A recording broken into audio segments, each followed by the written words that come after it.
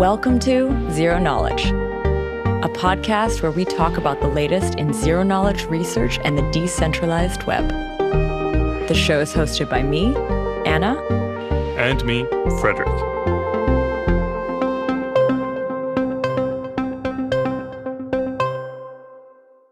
A big thank you to returning sponsor Least Authority. They've been a long-standing sponsor, actually sponsoring us quite often over the last, I'd say, 6 months. And so big thank you to them for the support. Least Authority is a security consulting company known for their dedication to pushing the limits on how to build privacy-respecting solutions. They are a team of security researchers, cryptographers, open source developers, and privacy advocates passionate about advancing the security of projects on the blockchain. They're known for their security audits like the ETH2 specification, Protocol Labs Gossip Sub Protocol, Atomic's library, wallet, and smart contracts for Tezos Foundation, Blockstack's investor wallet, Centrifuge's Tin Lake 3.0, and more. Their independent reviews improve the security of the technology by immediately helping the developers of the projects along with the users. And when the reports are published, the broader community can benefit from this shared knowledge. Now, this is why Least Authority is a sponsor of the ZKPodcast. They recognize the potential for zero-knowledge proofs and protocols to improve the scalability of projects and the privacy of users. Now, if you want to follow what Least Authority has in store, be it security audit reports, upcoming events, open source contributions, and product development initiatives, do join their mailing list. Subscribe at leastauthority.com/newsletter. So thank you again, Least Authority. Now here is our end of year and end of an era ZK podcast wrap-up episode. So we made it. End of 2020. It's an interesting year. I don't know. I think it's a year that when I look at it and think about it, like, I think it's definitely hit other people harder than it has hit me because I'm like such an introvert anyway, and usually don't leave my house anyway, and have worked remotely for 10 years. Like all of this stuff is kind of normal to me. But then every once in a while I talk to someone who it's not normal for, and they're really suffering. And I feel with those people who've like had to shift around their entire social circle and the way they work and everything else. It's been a lot for people. Yeah, it's funny to come, I just before we started recording here, we were talking about last year's episode. So we've been doing these end of year episodes now. This is the third one, I guess. Is it the third one or is it the fourth one? I think it's actually the fourth one because we did one like right after we had started in the fall. I think we did one with Merrick. We did one with Utah. And then last year we did one, just the two of us. Yeah, you're probably right. So it's the fourth time that we're doing this. Now, thinking back to last year's episode and like where we were at to where we're at now, it's been I think everyone would say this, but it's like been a journey. I don't know if anyone would have really heard much from the podcast though, because we were always doing it sort of like from afar. Like you and I don't know if people realize that, like we were rarely in the same space.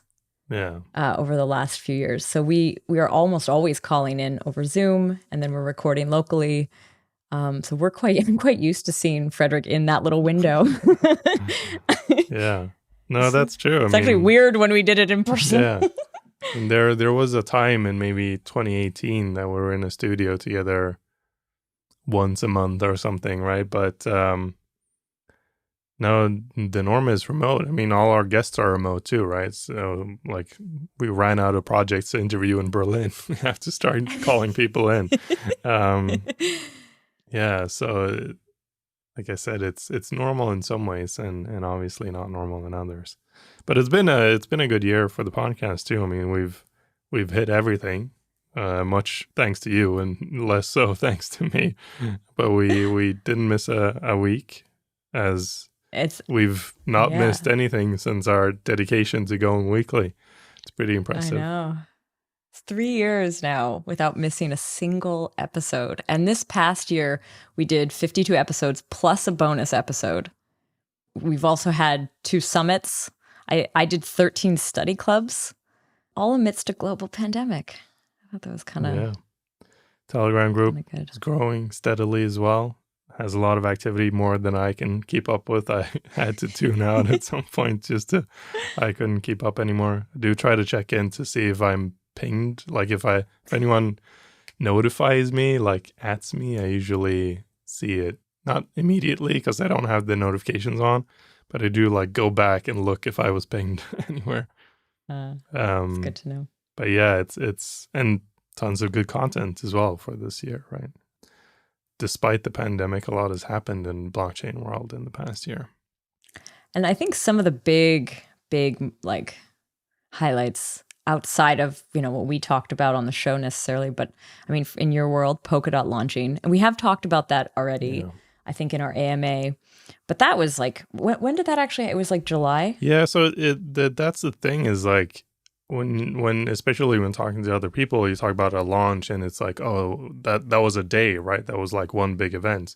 Well, I mean, yes and no. Like it started for me in April-ish, maybe even earlier, like mid-March. And it didn't really wrap up until maybe September. So that was like a good half year that I was like on launch stuff. Because the way we launched Polkadot as well with like staged rollouts of various features and blah, blah, blah, it becomes a very long thing. And then there's like obviously pre-work and post-work, and you got to do a lot of management around it. So yeah, it became the majority of my year for sure. And there were some other projects that came out that we talked to over the years. Like, and I'm thinking there's actually quite a few projects that came out. News Cipher, Near, Filecoin. So there's some of the L1s, also some of the L2s that had been sort of hinted at. And when you go to the ZK space, and we'll get to that actually a little bit later on, but like there's been this to me was the year that things that we'd been talking about or things that had been promised finally came due. And it's pretty awesome to see them in action, even if they're not all fully in action. Because some of the L1s, I'd say, are still sort of like in a mid state. Yeah. Like they're not fully even if you look at ETH2, ETH2 is like in a very, very frozen state. But they launched. Yeah.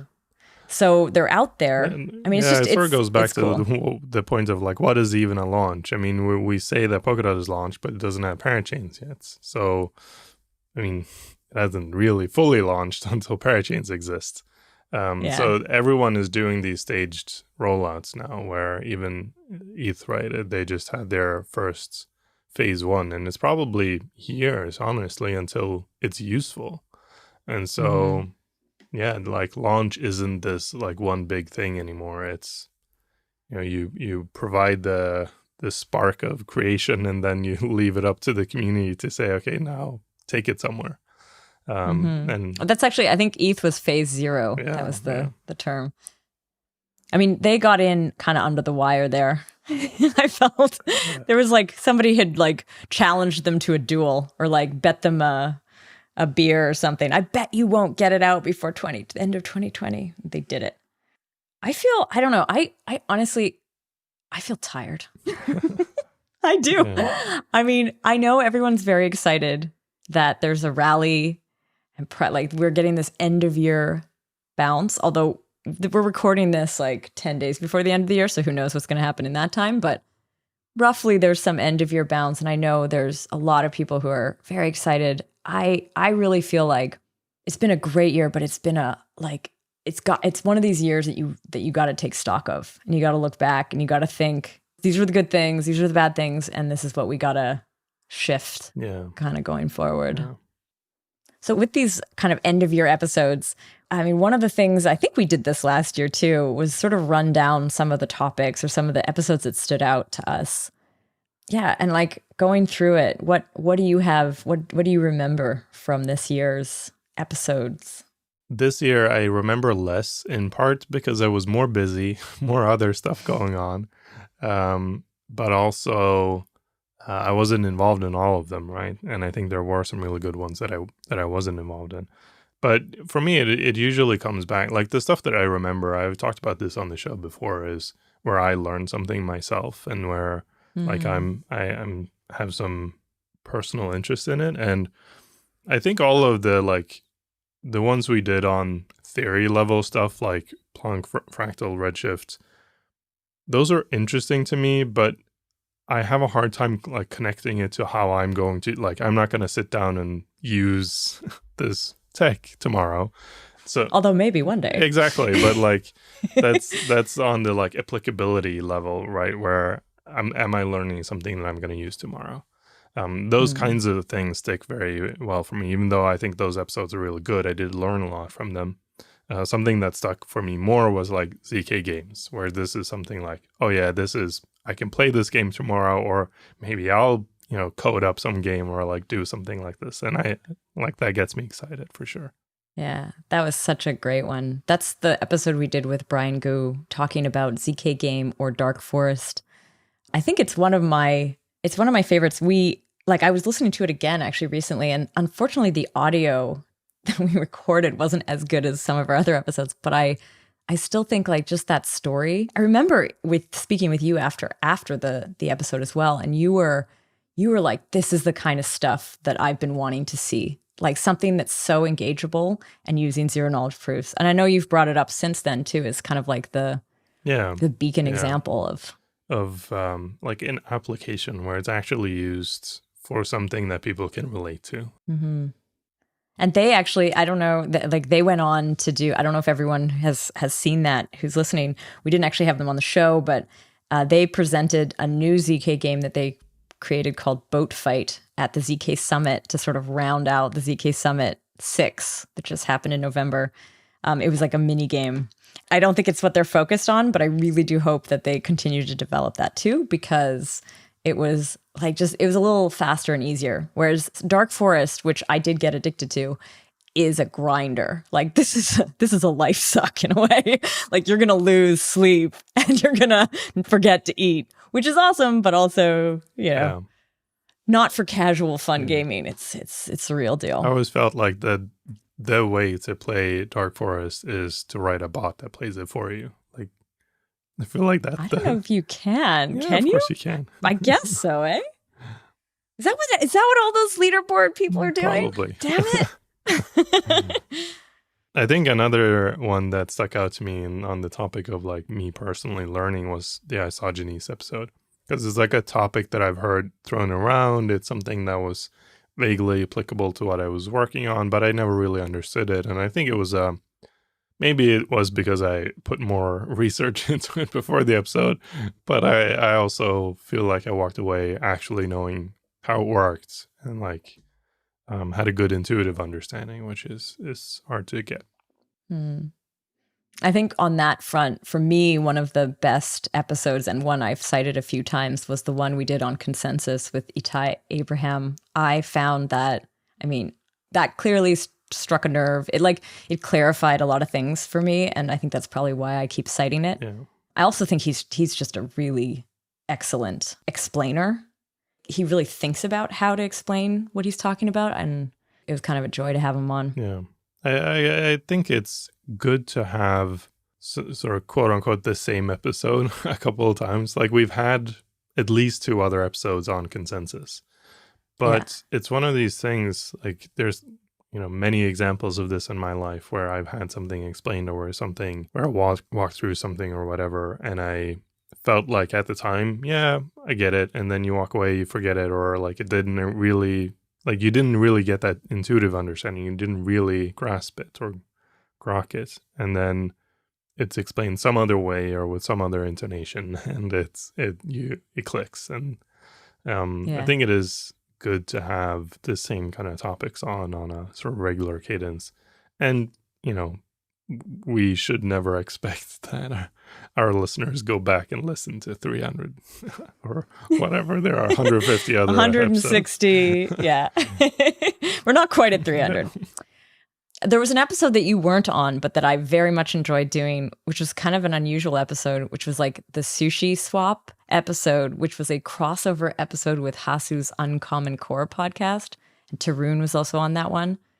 It was kind of an unusual format. I think it ended up being like 2 hours in total. There was 1 episode's worth on the Zero Knowledge podcast, 1 episode's worth on Uncommon Core, and then a bonus part because it was recorded like the day that Uniswap was released their token. They released it like later that day or the next morning or something. And so it's kind of unfortunate timing because at the end of that episode, we're all pontificating on whether they should or if they will. And we're like, nah. And then it's like immediately proven wrong before we could even publish it.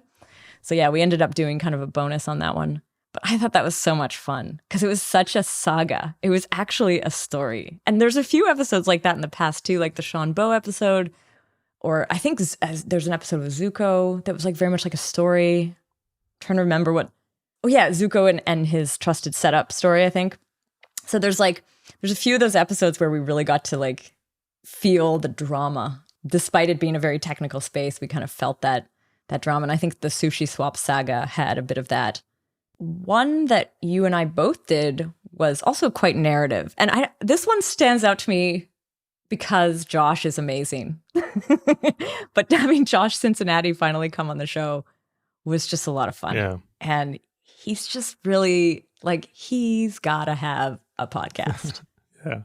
I think that was a good Or episode something. too. And it was a somewhat complex topic that we covered, a bit political, but I think we managed to do it in a good way. And I actually got a note afterwards from someone saying that we handled it pretty well with like relative objectivity, despite obviously telling it from Josh's point of view. Mm. One thing that actually influenced sort of what I ended up doing was like the trusted setup review. So I did this trusted setup review, which was just kind of showcasing what trusted setups had happened up to that point. And this was in the summer. And what's interesting is since then, I actually have had a chance to work with 2 teams doing trusted setups, one of which is live now, which is Plumo for Cello, C Labs. But it was actually that podcast and learning about how it worked and then realizing like there's not that many people in the world who know that. And I'm really glad that I got a chance to record it and then also share it because now a lot more people do know it. They know what the experience of going through setting up one of these trusted setups is like. They hopefully have some sense of like how frustrating it is, but also how it's kind of this, it's not a labor of love. What's the word for like a group of people going through something together? Whatever that is. Yeah. It's something that people have to go through together. And they seem to come out the other end, in a good mood. And then there's a few projects that I just want to kind of do a shout out to because, the Zero Knowledge podcast, starting as a blockchain podcast and evolving into a Zero Knowledge podcast. Last year, I feel like it was focused very much on the new protocol development, the new kind of ideas, the new research. There was like Snarktober, one of these. But this year, it was like projects that we've, basically the things we've been hinting at or the ideas that have been floated, they started to actually come live. And some examples of that would be like Hermes, Loopring, Macy, Diversify, and also projects like Aleo that are Zexy, the Zexy curve from the ground up. And I mean, by live, some of them are still on testnet, but like the engineering is happening now and at a professional level, not just at a POC level. So I think that's been pretty awesome. Yeah. There's one episode that I can remember, but honestly not for its contents. I do remember there were some interesting discussions, but I can't really pinpoint exactly what they were. And it's the episode with Vitalik and Justin. And the reason I remember it is just the setting was so crazy. It was at the start of February. The pandemic had I think it had been announced a pandemic, but I'm not exactly sure. It hadn't really hit the US yet. There weren't any travel bans. We were all in San Francisco at the Stanford Blockchain Conference, and we were meeting up with Vitalik and Justin afterwards. Went out to their big mansion that they had rented with the whole ETH team. And we were sitting in this room, and Vitalik was sick. And, I know, he was very sick. So we're he coughed a lot. I think we cut it out. In the middle of a pandemic with interviewing someone who's sick, in their house, I don't know. There was some interesting it was an interesting episode to learn what goes on at ETH Research that isn't just we're doing this new consensus algorithm. Like what they work on is pretty broad, and I think that's the interesting highlight of that episode. I also thought with that one, I mean, I thought I'd love to have them on again or someone else from that team on again, but I think it's really good that we did that sort of episode as an introduction to what we're digging into. I mean, actually, I would say I have since then, had Macy, and there's a few other projects that are deep in the ETH research team. What do they call it? The ZK working group or something, like the zero knowledge team, like focused on that research. I have had a few of those projects on, or I will have a few of them on, but I would love to have Justin and Vitalik, or one or the other, come back on and actually continue that conversation, like take it that next level, because I do think it was quite introductory, and I'm sure we could talk about a lot more stuff. So I think that covers a lot of the episodes that we remember, but there is a full selection of episodes. And the truth is, a lot of the time it'll come up in conversation, maybe in a future episode, and then I'll remember like this key point from an episode. I guess what I'm trying to say here is like, none of my children are my favorite or something. Yeah. There's like, I'm trying to make sure that everybody knows that. I think it's also unlikely that what we remember is what other people remember. Like, I don't feel like there's like, oh, this episode is just clearly objectively better than all the others, and therefore go to listen to that one. Like, this is our subjective list of just random stuff, right? Where if someone else went through all the 53 episodes, then they'd probably come out with a different list of favorites. So yeah, just hearkening back to that distance between the 2019 episode and this one. Back then, I had, just picture like both of us were just looking out at this big open year. I expected to be traveling the whole time, like I had been. I also had a few projects lined up that didn't work out. One of them, or didn't work out last year. So one of them, and this, I've been asked a few times about this. Last year, there was a planned Snarks kind of course, a Coursera course, and it actually was partially completed when the whole lockdown happened. And it unfortunately delayed and kind of, it pushed back what we had planned. Now, I know that there is still hope for that course, and it is something that continues to be like a possible thing to release next year. The only thing that's tricky is that zero knowledge research stuff moves quickly. And so hopefully when we release it, it's still viable. We may have to re-record some of it to make it happen. But for anyone who's been asking, and I have gotten a few emails about that, that is still in the works. I want to apologize that, it's one of the projects, like I'm very proud of the projects that did come through, but this is unfortunately one that hasn't yet. I do like to deliver on the things I say I'm going to do. On the other side of that, though, on a more positive note, the Zero Knowledge Validator, I think this past year came into its own. Because, just picture, I think it started in the summer of 2019. We had our first node in the Cosmos, like in the set in November, I believe. So last year, it was still a pretty kind of minor project. We weren't sure how it was going to go. We weren't sure if it would be well received. The Zero Knowledge Validator being an entity that I created with Will Harborn. And what we do is we are a validator on numerous L1s that have proof of stake. And using the funds that we generate, we have kind of various ways of connecting those L1s with the zero knowledge community, or championing zero knowledge proof research or development on those L1s.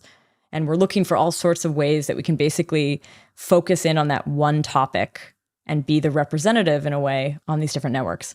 Anyway, I'm very pleased with how that's turned out. And yeah, I don't know, random side note plug for something I'm doing. Sorry.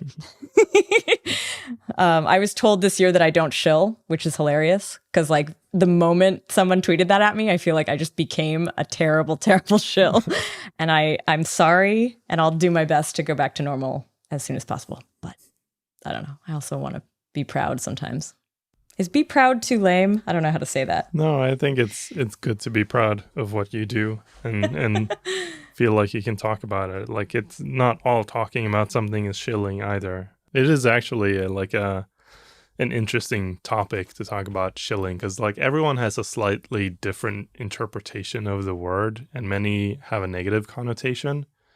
but also many don't, right? I think that's, as I look at crypto communities in particular, there's one community that oddly I respect more than most others, and it's like the Wall Street bets type of people who are so upfront with just like, I'm here for the money. I'm gonna like play this game to gain as much as I can, and that's why they're here. And it's very honest and open, and like, yeah, they're shilling, but you know that they're shilling. You know why they're shilling. There's nothing else going on. And I think as long as you are open and honest and just like know why you're doing something and being honest with that, like shilling can be a good thing for sure. Yeah. I actually was just thinking about this the other day, which is like this idea of intellectual honesty. In this space, you feel it a lot. People have, either publicly or not publicly, they have tokens, they have stake in something. Sometimes, like, if you look at the VCs or even the angel investors, like they're gonna be really heavily positioned, and that will influence what they think is cool and what they think is lame. And depending on how convincing they are, and sometimes like how intransparent they are, people might be buying into what they're saying and believing it as like truly thoughtful fact. When there's an interest in their thought leadership. There's like a reason that they're highlighting something over another. But I don't know, like the trouble is like it's so normal. It's so natural, very human. I don't know how. And I don't know that I'm not guilty of that sometimes too. Like, sure. I'm sure that I have friends in certain teams that give me bias towards them. I have... Everyone has biases, but I think, this is a thing that comes up with like YouTube reviewers all the time too, right? Where, can I trust this reviewer? Is he actually going to give an honest review? Or like he got this camera or whatever from the manufacturer. Obviously, he's not going to be honest. But then like something I've learned from watching YouTube reviews is you just need to learn that person and their biases, right? And I think MKBHD, who's a very big reviewer, has an episode on this where he talks about, you have to watch his episodes to learn what he is, what his biases are, what he likes and dislikes. And then you view his stuff with that lens, right? I'm not going to watch an MKBHD video with the same lens as a Linus Tech Tips video, because they're very different people who like different kinds of stuff and have very different biases. The problem in crypto space is personalities and like entities aren't so well developed that I can, subscribe to a person and then know after a couple of whatever that this is their bias, this is what they think, and this is like where they're coming from. It's all very sneaky. It's all very trying to hide the bias rather than bringing it to the forth and saying like, here's my bias and, listen to me with this in mind. And there's also a lot of like actually shady tactics, like buying Twitter accounts and having puppet, Reddit users. Although, and this kind of stuff. That was invented in Silicon Valley. That wasn't invented in crypto. Yeah, sure. It exists in many or maybe places. It was invented somewhere else. I don't know. It's just in other places we have found more or less effective ways of filtering that out, right? Here we haven't really found a way to address that yet. Yeah, and I think I think now it's been 3 years, actually more than 3 years of being in the space, 3 years that we've been doing the podcast. I'm actually really pleased with the fact that I don't think we've had, at least not many, projects on that I would say ended up being real crappy. Yeah. There are a few that maybe have evolved a lot, and there's some that maybe had tough endings, but the people that we had on, I would say for the most part, they came in good faith, and I don't think we had too many people who I felt like came with some agenda or were like really ready to like bullshit towards some goal. Yeah. I think people that we've had have been. I think it's a good combo of both being picky in who we choose and like doing a bit of research ourselves and looking at it critically, but also just like it's hard to bullshit on a very technical topic for an hour. Like yeah, it gets tricky. Like, it's easy to bullshit in 140 characters, but when you're actually sitting down and talking about something deeply for an hour, it gets really hard. So I think we should chat now a bit about you and what you have planned. Big announcements that might or might not be spoiled by the title of this episode. I'm not sure what we will title it, but maybe I think we probably should spoil it by the title. But yeah, the big announcement is I'm leaving the show. And we'll see what leaving really means. I don't think it's my last episode ever. But yeah, we've touched on this already a little bit, where most of this year was taken up by launch stuff for me. So like back in April, all throughout June, basically, there were a lot of episodes that I've missed already, and you've brought in other co-hosts. And back then it was 100% like a time thing. It was just not possible for me to take an hour and a half a week. But a couple other things that I think people are mostly aware of, but like I don't talk about a lot, is during that whole same time I was moving to Berlin. I had a small baby that's slightly over 1 year now, starting to demand more attention. And like when it's a 3-month-old mostly sleeps all day, I could game or record an episode of a podcast while she was sleeping. It gets harder and harder. And so as I'm gaining time back now from launch being done, I do want to spend time on that instead. And even though like an hour and a half a week isn't that much time, what I've found, and like as I've tried to get back into this, what I found that I struggle with is if I treat it as just an hour and a half a week, it's not very satisfying for me, or I think for the guest, because I don't put in the research that I want to put in. I don't come to it like with enough thought and enough like presence of mind that I want to be in the episode with. So at the end of the day, I think it turns out to be a worse episode. I think it's unfair to the guest to not really come prepared. And if I really want to do it the way I want to do it, then I don't know, that it's the presence of mind thing that's the biggest thing for me. It's like I need to like get amped up. I need to feel like I really want to do this interview. And if I know that I'm neglecting something else, then I can't really do that.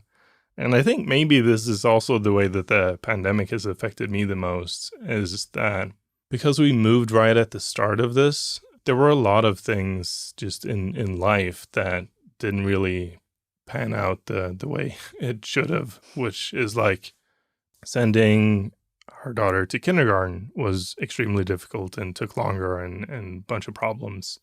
There weren't really any parent groups because they weren't allowed to meet anymore. So it's been much more taxing on my wife more than me. But that also means that I want to make sure that I actually take the time now to not have it be that taxing on her. Yeah. Yeah, there's a lot of just life stuff in general, as well as like work stuff, obviously, that plays into my choice here. Yes. So I do want to say, like, this year, I think it was around March, April, that we kind of agreed that I would do more of the episodes, and that I'd also, like, I kind of suggested it. I think I was like, there's some other folks that I want to see what it's like doing some guest hosting with them. And to me, the way that I've known about this decision a little longer than our listeners. And I feel like it's a bit of the end of an era, because it was 3 years that we did this show together as Anna and Fredrik doing Zero Knowledge.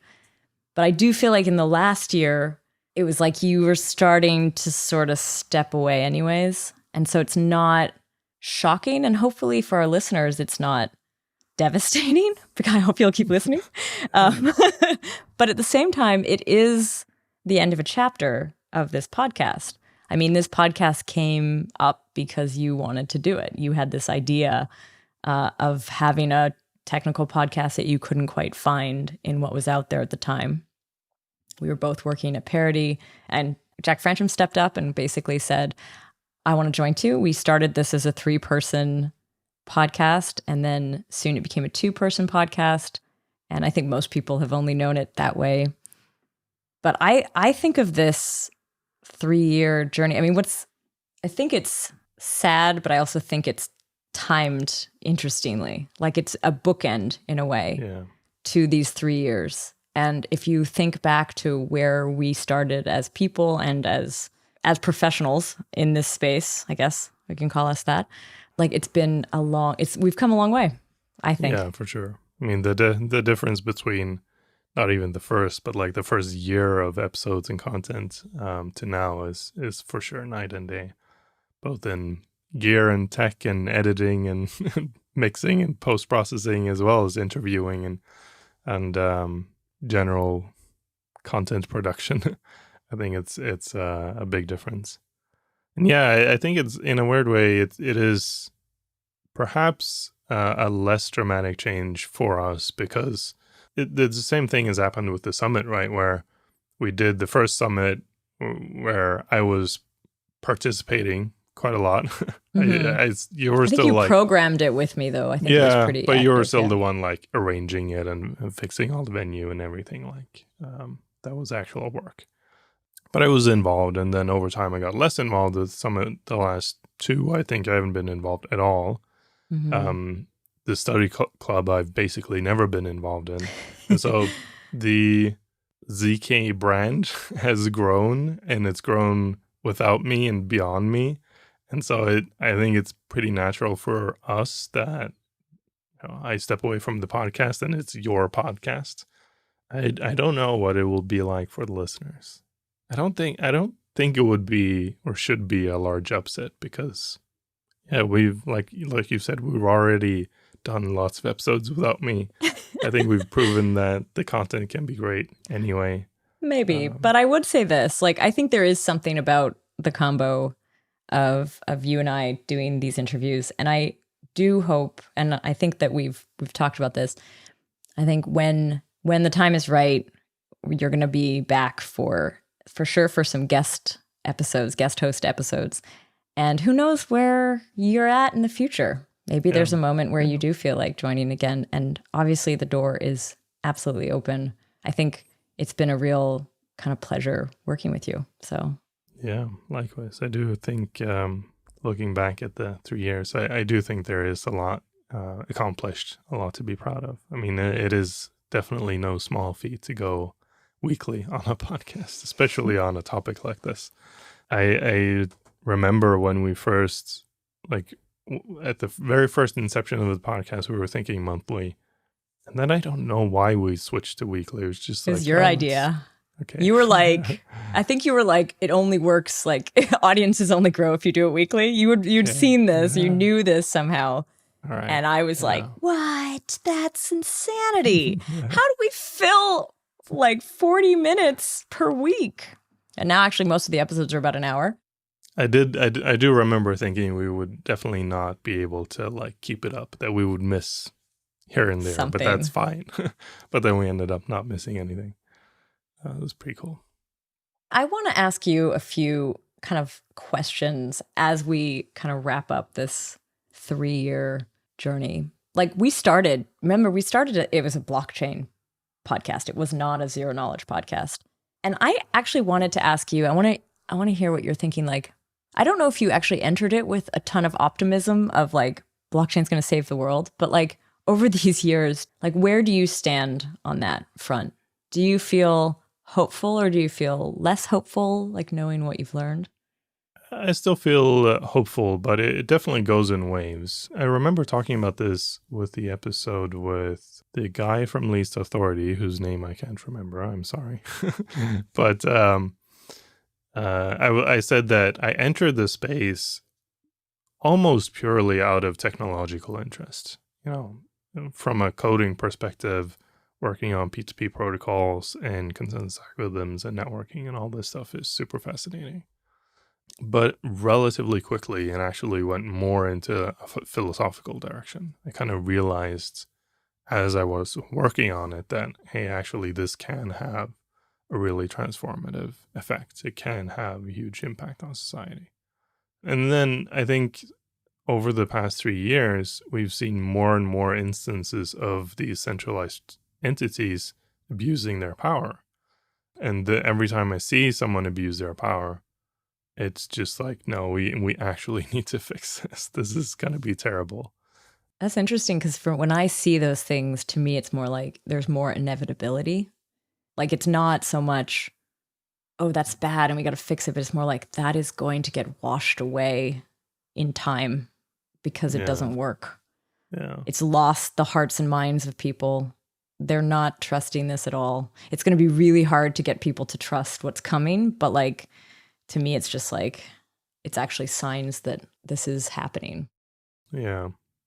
Yeah, I do get that feeling every once in a while too. Like, I have this internal discussion of like, do people care about privacy?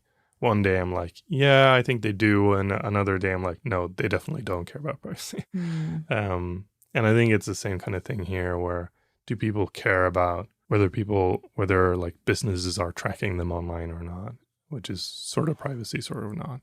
But then I do also get back to like, no, I see this problem. I think I know what a technological solution could be.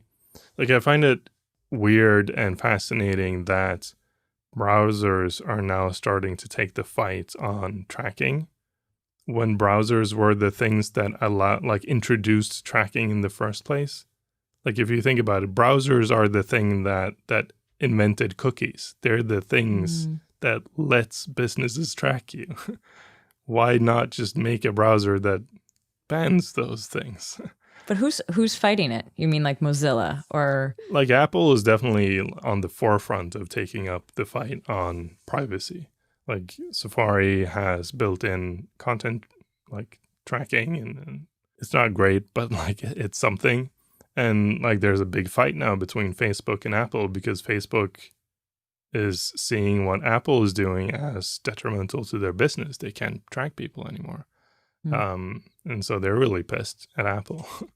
But it's just like annoying that it has to be like this big centralized entity like Apple that goes in and says, actually, our competitive advantage over Google is that we have a business model that doesn't require tracking people. Therefore, we can go strong on privacy and try to attack Google that way. Like it's not because they care about people, obviously. It's because it gives them a competitive edge. Whereas Google's entire business relies on tracking people. So they can't offer privacy. It's so funny because I think of like privacy and blockchain as sort of, I mean, I think maybe earlier on I thought they were very intertwined, but now I think of them as quite separate. And I think of the example you gave of like Google and the browsers being, and the business model being about trackability, but they're also in a way, not so much anymore, but their whole philosophy was more transparent. Apple was always more shadow figure and closed. And so privacy sort of fits in their motto. And I think that blockchain privacy, in a way, I mean, yes, every L1 that we speak to is like trying to build something in or wants to build something in. But like, I also think there are differing forces here.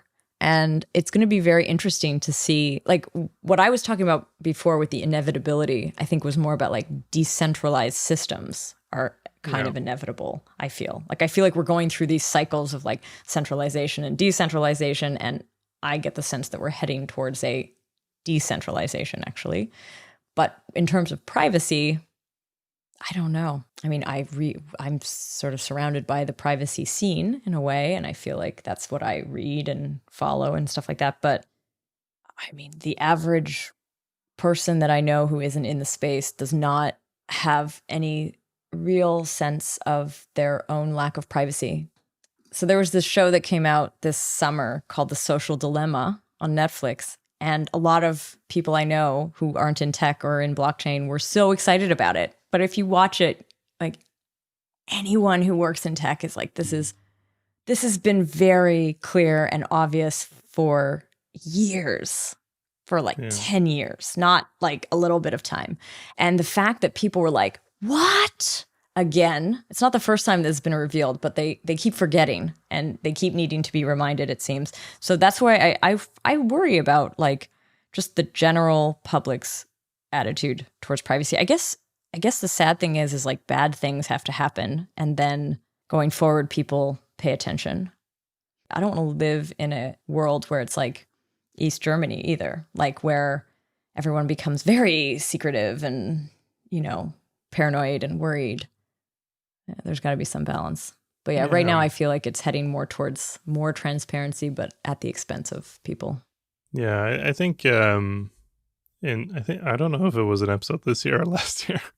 We had an episode with it all blurs together. Yeah, we had an episode with Tux who talked about selective disclosure, and I think that's the key, where it's Was not that about Tux or Benedict.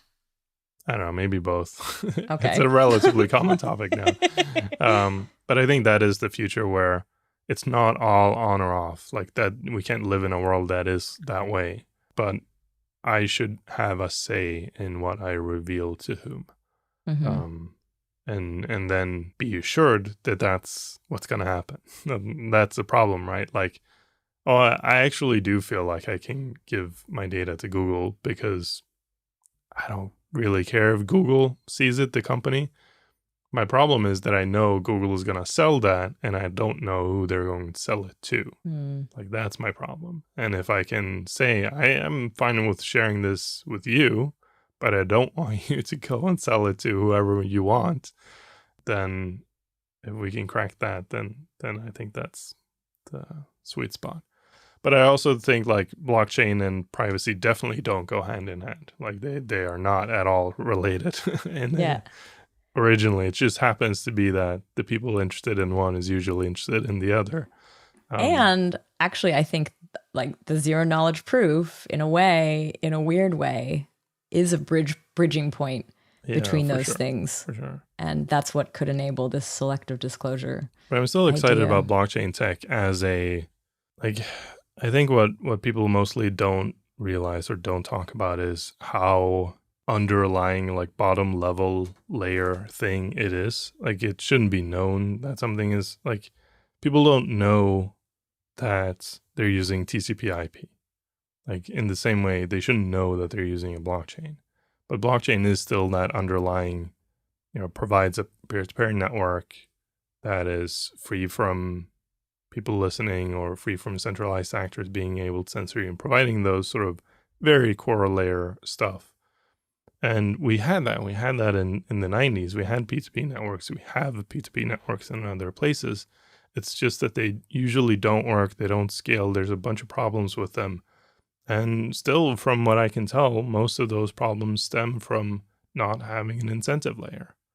And so merging those old technologies with an incentive layer, that's what provides an actually functioning, scalable, like human scalable core that then we can build stuff like privacy and other things on top of. But it's also, I think, a problem with the blockchain space is that so many people are, quote unquote, mainstream, hunters, where I'm working on this blockchain application. It's going to be mainstream. No, it's not. Like it's a ridiculous notion that it would be mainstream, whatever anyone is doing right now. You really think that that's so far off? I mean, you said it yourself. Like we've talked about privacy and like Facebook invading people's privacy for 10 years, and the mainstream still doesn't really get it. Like they're starting to get it now. It takes 20, 30, 50 years for mainstream to actually start understanding and using something. It's a different time scale than people expect. And we are kind of 10 years into this now. So it's not like, we have another 50 years to go. But and tech usually, like adoption usually accelerates over time. So maybe we're only 10 or 20 years away. But I still think that's the timeline we're looking at. And I don't think you can sell a blockchain application as anything mainstream today. Like you sell whatever is like 2-3 layers above that. Like that's what is mainstream. For sure. But I agree with you that I think this concept of what's happening underneath, while it may be financially triggered, like there might still be a connection to a almost like a share or a stock or something like that. I mean, the token could still be there, but like that at some stage it's so over, like the layers are so high that maybe it's not like a standalone project the way it is right now, where we like know the L1s and we like talk about them as these full-on products, even though they're really still kind of supposed to be the foundation for all these other things. Yeah, so I think this sort of brings us to the end of this recording, this episode. And I think I've already said it, but it's been a really fantastic 3 years. I have made an executive decision as the now sole runner of the podcast, of the ZK podcast, that I want to take for the first time in 3 years a week off of the podcast, which means well earned. next week, which is the beginning of January, there will be no Zero Knowledge podcast. But that does not mean it's not coming back. But I do think that, I don't know if I've already said this, but it's like year 1 to year 2 was us figuring out what the hell this thing was, like the podcast, and focusing mostly on blockchain. Then it was Zero Knowledge proof research. And then this past year has been Zero Knowledge proof application. And it wasn't necessarily planned out that way, but that's how it landed. And going forward, I want to spend some time, and that's actually what I'm going to be doing over the next few weeks, is I want to spend some time thinking about where does the curiosity and this sort of like line of thinking go? What kind of topics have we not had a chance to really dig into? Where are, new kind of questions that just get me inspired and make me want to meet the people that are doing these things? So that's what I'm going to be spending some time on. And I'm very excited to have actually, in a way, expanded the Zero Knowledge community, also with a lot of the guest hosts. I believe you'll be hearing more from them in the new year as well. And so stay tuned. See you in a couple weeks. I'm quite excited for this little mini break. Yeah. And I don't know if there's anything else. I guess it's just, I can't believe we made it through this year. And here's hoping that next year is, for a lot of people, a lot more fun, a lot easier. And for the folks that had a good year, hope you keep on going. The bull run won't last forever, but enjoy it while you do. Or maybe it does last forever. Who knows? Yeah, maybe. Probably not, but maybe. All right. Thank you again, Fredrik. Yeah, and to our listeners, thanks for 3 years of listening. Thanks for listening.